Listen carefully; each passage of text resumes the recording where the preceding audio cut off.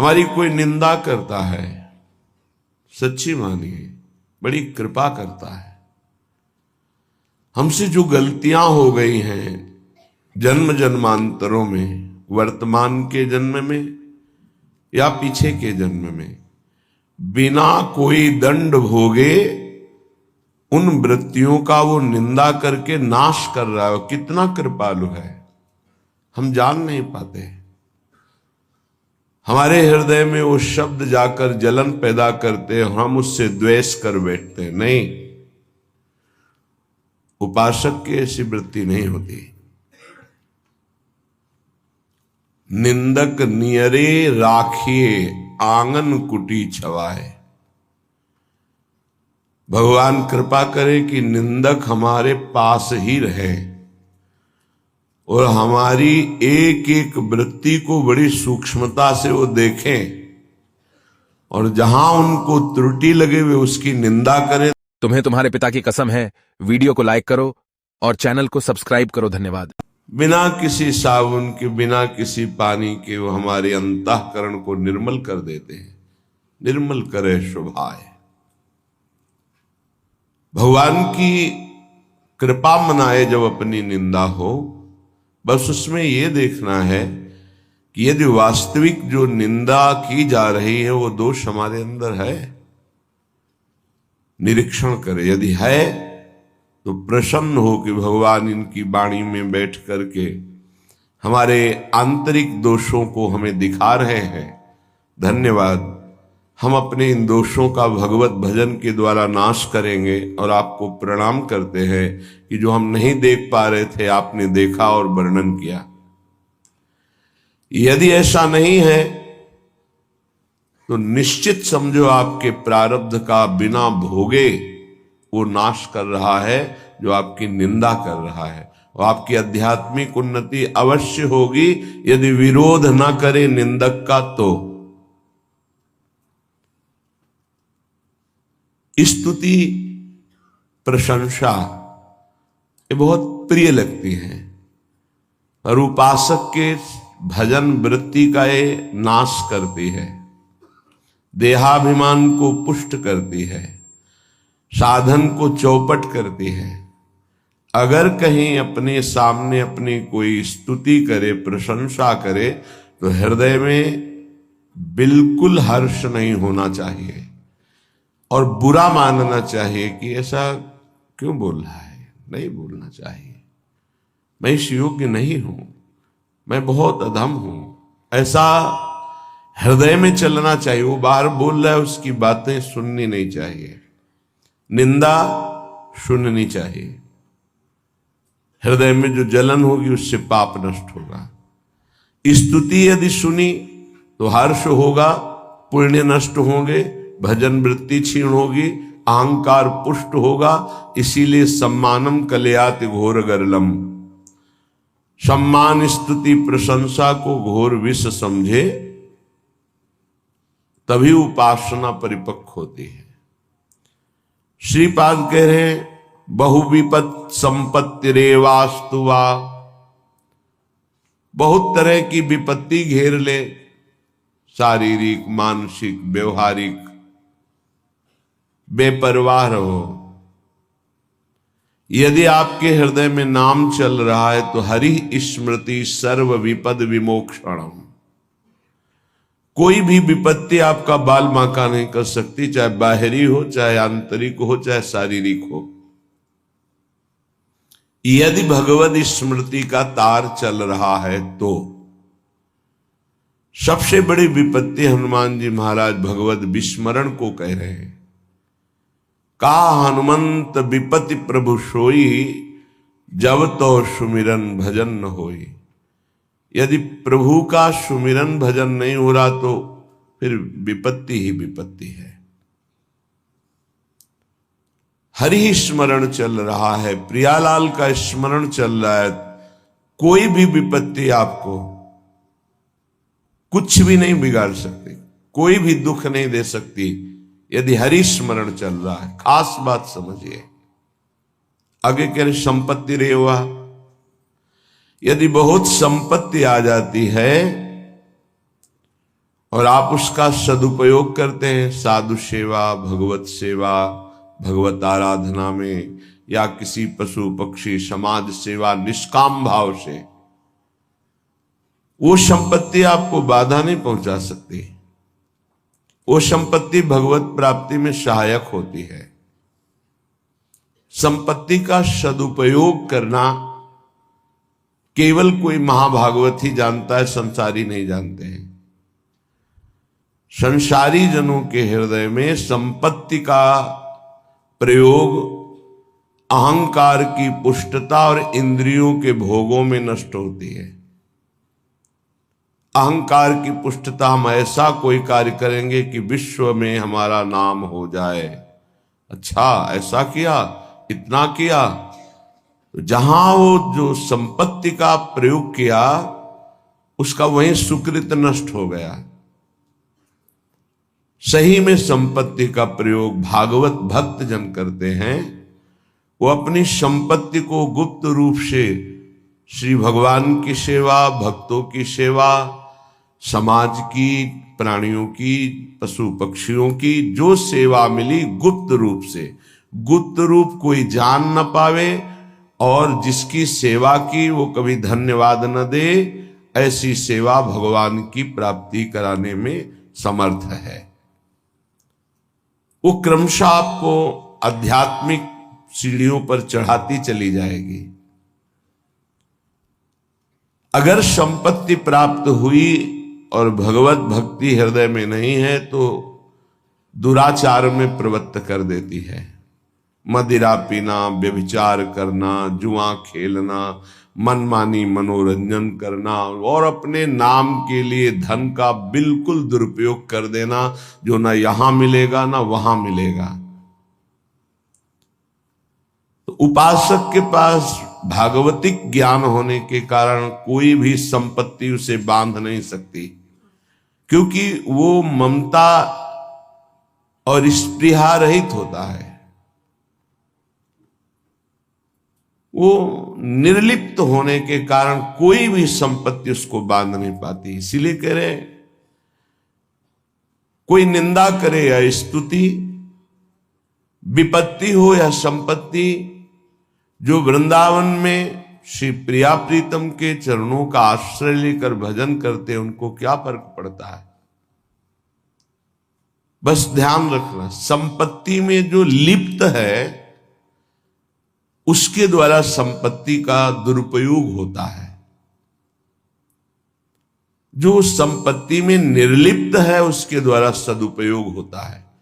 वो ये मानता है कि भगवान के द्वारा दी हुई ये संपत्ति, भगवान के द्वारा दी हुई परिवार का पोषण, और अगर इससे भी ज्यादा है तो भगवान के स्वरूप पशु पक्षी, साधु महात्मा, गाय, जो भी, कहीं भी हम ऐसी निष्काम सेवा कि हमें बाद में वो धन्यवाद ना बोले, कोई जाने ना, वो संपत्ति भगवत प्राप्ति का हेतु बन जाती है। पांडित्यम वत मूर्खतापि, बहुत विद्वान है, शास्त्रों की सब बातें जानता है, पर आचरण में एक नहीं है। कोई फायदा नहीं इसी विद्वता से। महापुरुषों ने ऐसी विद्वता का आदर नहीं किया है। कह रहे हैं कि गधे की पीठ में चाहे ईंट लाद दो, चाहे पुराण लाद दो, उसको बोझे से मतलब है। ऐसे ही संपूर्ण शास्त्रों का ज्ञान है बुद्धि में, पर वो भार वाहन की तरह केवल पुराणों का, वैदिक सिद्धांतों का वो ज्ञान रखता है, आचरण में नहीं है, अध्यात्म की स्थिति नहीं है, तो विद्वता बिल्कुल किसी काम की नहीं है। आगे कह रहे मूर्ख तो पिया, मूर्ख है, पर उसको एक बात समझ में आ गई कि हमारा कल्याण, हमारा मंगल तो केवल भगवान से होगा। मैं तो कोई शास्त्रों का ज्ञान नहीं, साधना का ज्ञान नहीं, अभी तक मनमानी आचरण करता रहा, इसलिए कोई मैं अच्छा भी नहीं हूं, अधम हूं। अब सुन लिया है कि नाम से कल्याण होता है, तो राधा राधा राधा राधा राधा सब कुछ हो गया। सब शास्त्रों के ज्ञान का फल उसको मिल गया। यद्यपि वो समाज में मूर्ख कहा जाएगा, क्योंकि उससे शास्त्रों का ज्ञान नहीं है, वो प्रवचन नहीं कर सकता। समाज उसे गंदी दृष्टि से देखती है, कोई अच्छे सद्गुण वाला नहीं है। पर यहां कह रहे हैं कि जिसे श्रुतियां नेति नेति कहती हैं वो है प्रभु श्री कृष्ण, और श्री कृष्ण के हृदय का मूर्तिमान प्रेम है प्रियाजू, और प्रियाजू का प्रेम स्वरूप ये वृंदावन धाम है। धाम में आश्रय और प्रियाजू के नाम का जप राधा राधा राधा, तो उस मूर्ख को वो पदवी मिलेगी, वो रस मिलेगा जो वेदों में भी अलक्ष्य है। अलक्षम राधाख्यम निखिल निगमैरप्यतितराम रसाम्भोधेशारम किमपि सुकुमारम विजयते। हम तो यही प्रार्थना करते हैं कि भगवान ज्यादा ज्ञान ना दें, शास्त्रों का ज्यादा ज्ञान ना दे, बस इतनी बात बस समझ में आ जाए कि मैं बहुत नीच हूं, मैं किसी योग्य नहीं हूं, और मेरा केवल परम प्रिय परम लाभ परम आराध्य नाम है, और तो हम कुछ जानते नहीं, बस राधा राधा राधा। उसको वो गति मिलेगी जो बड़े बड़े साधन परायणों को भी नहीं मिलती। क्यों नहीं मिलती? जब साधन परायण है, देखा गया है पूजनीय बात है तपस्या करना, वंदनीय बात है साधना करना, पर उसका अहंकार आ जाना निंदनीय बात हो गई। ना कोई तपस्या है, ना कोई त्याग है, ना कोई व्रत है, ना कोई शास्त्र ज्ञान है, बस हृदय में है कि मैं बहुत अधम नीच हूं, राधा राधा राधा। इसकी समानता कोई नहीं कर सकता, क्योंकि जो साधना से दैन्यता आनी चाहिए वो अहम में बदल गई, लाभ नहीं मिला। और इसकी दैन्यता प्रारंभ से ही है, इसीलिए बहुत ऊंची स्थिति देखी गई है पतित जनों की, जिनको ये हृदय में बात बैठ गई, आ गया कि मैं बहुत नीच हूं, पतित हूं, अधम हूं, मुझे कोई ज्ञान नहीं, बस राधा राधा राधा, कृष्ण कृष्ण कृष्ण, हरि हरि हरि। वो बहुत ऊंचाई पे चढ़ गए।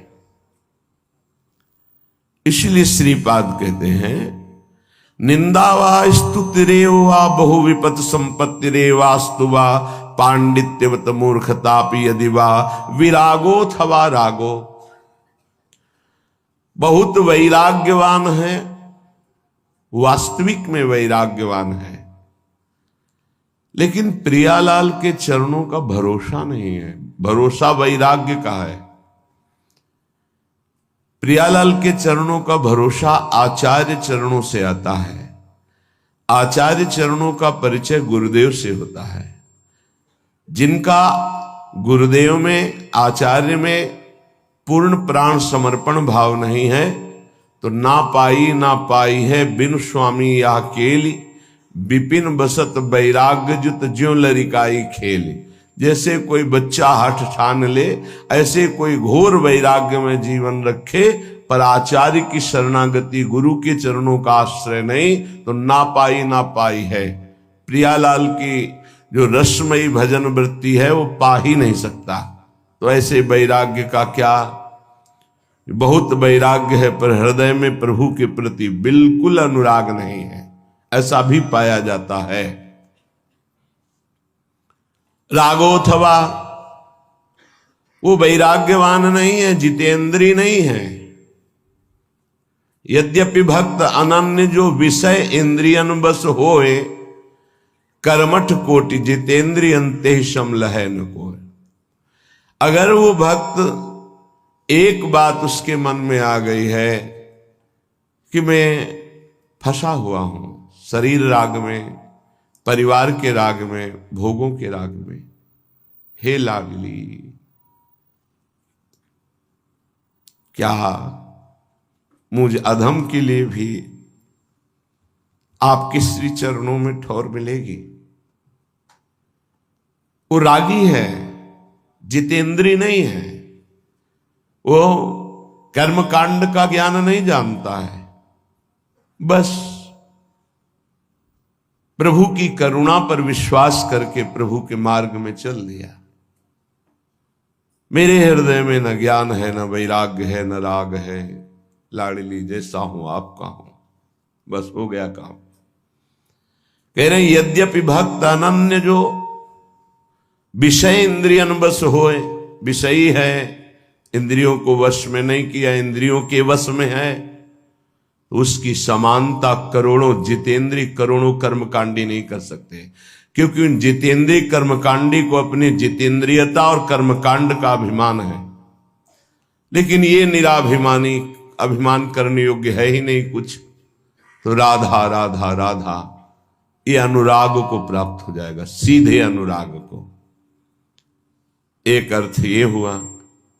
दूसरा अर्थ हुआ, श्रीपाद कह रहे हैं अब मैंने प्रिया प्रीतम का आश्रय ले लिया है, कोई स्तुति करे या निंदा, विपत्ति आवे या संपत्ति, विद्वान बना दे या मूर्ख, बैरागी बना दे या रागी, मुझे इससे कोई फर्क नहीं पड़ता। अब मैं राधा राधा ही कहूंगा और श्री धाम वृंदावन की भूमि में अपने प्राणों को त्यागूंगा। बहुत ये दो भाव इस श्लोक के। तद वृंदा विपिनम न जीवन मिद स्वप्ने भी हातुम क्षमहा, मुझे यह पता है कि वृंदावन मेरे अपराधों को क्षमा कर देगा। बड़ा क्षमामय स्वभाव वृंदावन का है और मुझे कभी नहीं त्यागेगा। इसलिए मैं वृंदावन का आश्रय वास स्वीकार करता हूं और आजीवन प्रियालाल के चरणों का आश्रय लेकर रहूंगा। वृंदावन मुझे नहीं त्यागेगा, मुझे भरोसा है कि बहुत क्षमाशील है वृंदावन। कोटि अपराध बन जाए तो भी अपने आश्रित को वृंदावन कभी छोड़ता नहीं। हां, वो जाना चाहे तो जा सकता है, नहीं वृंदावन कभी बाहर नहीं करेगा। श्रीपाद कह रहे हैं श्री वृंदावन कभी स्वप्न में भी नहीं त्याग कर सकता अपने आश्रित का। इस भरोसे पर मैं आजीवन ये संकल्प लेता हूं कि श्रीधाम वृंदावन में आमरण वास करूंगा। जब तक प्राण है कभी बाहर नहीं जाऊंगा, अपने शरीर को यहीं पूरा करूंगा। शरीर से कोई अपराध बनेंगे, मुझे विश्वास है कि श्रीधाम वृंदावन क्षमा करेगा और स्वप्न में भी कभी हमारा त्याग नहीं करेगा।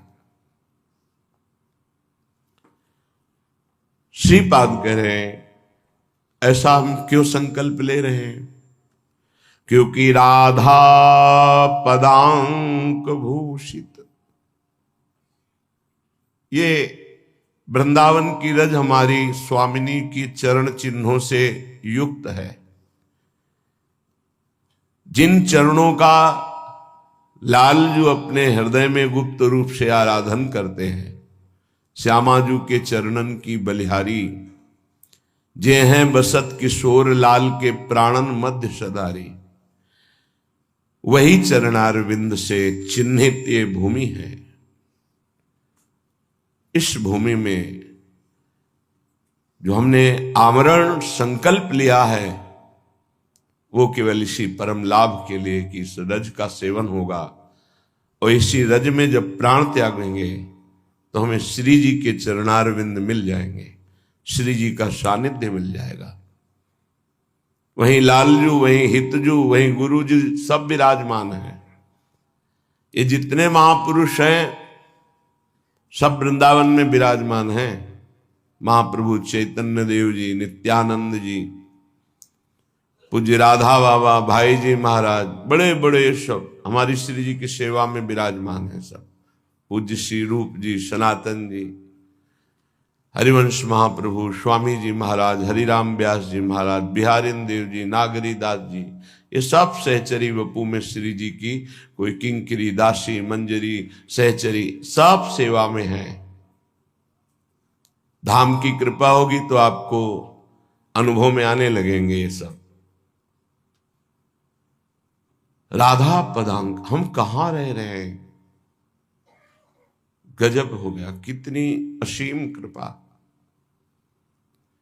ये हमारे भाग्य से नहीं मिला है, ये हमारी किशोरी जी की कृपा से मिला है। जिनको वृंदा विपिन है, कृपा ते नहीं की होए। नहीं तो ऐसे कौन से आचरण बन गए, कौन सी तपस्या बन गई। क्या तपस्वी, अगर हम ऐसे आचरण और तपस्या वाले होते तो आज आचरण और तपस्या तो बहुत बढ़ चढ़ के होती ना। आज अपनी दशा देखो और श्री जी की कृपा देखो तो रोना आने लगेगा कि कहां मेरे तुच्छ आचरण और कहां स्वामिनी जी की असीम, कहां वास कर रहे हैं। श्री धाम वृंदावन, जहां बड़े बड़े महापुरुष नाली के कीड़ा श्वान या लता पता होना चाहते, वहां मनुष्य रूप में मुझे रख रहे श्री जी। अपार कृपा। राधा पदांक भूषित वृंदारण्यम स्थलीषु निर्भर प्रेमणा। यहां स्वाभाविक प्रेम का प्रादुर्भाव हृदय में हो जाता है, पर निर्भर पूर्ण आश्रय केवल वृंदावन का, प्रिया प्रीतम का। तब यहां कोई साधन पक्ष नहीं देखा जाता, कृपा पक्ष है, पर पूरा आश्रय हृदय से होना चाहिए। प्रेम स्वाभाविक हृदय में प्रकाशित हो जाता है। प्रियाजू के चरणारविंद से प्रेम की धारा स्वाभाविक प्रवाहित होती रहती है। सत प्रेम सिंधु मकरंद रसोग धारा, और वो धारा शरणागत के हृदय में जाकर के उसको सींचती हुई प्रवाहित होती है। सत प्रेम सिंधु मकरंद रसौग धारा, सारा नजस्रमभिता सर्वदाश्रितेषु। जो गोरे चरणारविंद की दासी हैं, जो गोरे चरणारविंद की शरण में है, ये धारा वहीं प्रकाशित होती है, वहीं प्रवाहित होती है, वहीं सींचती है।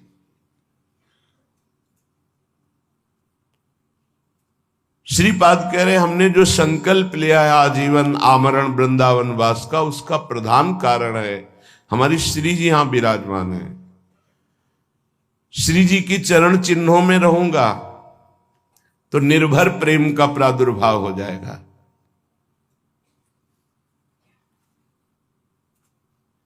हरि हरि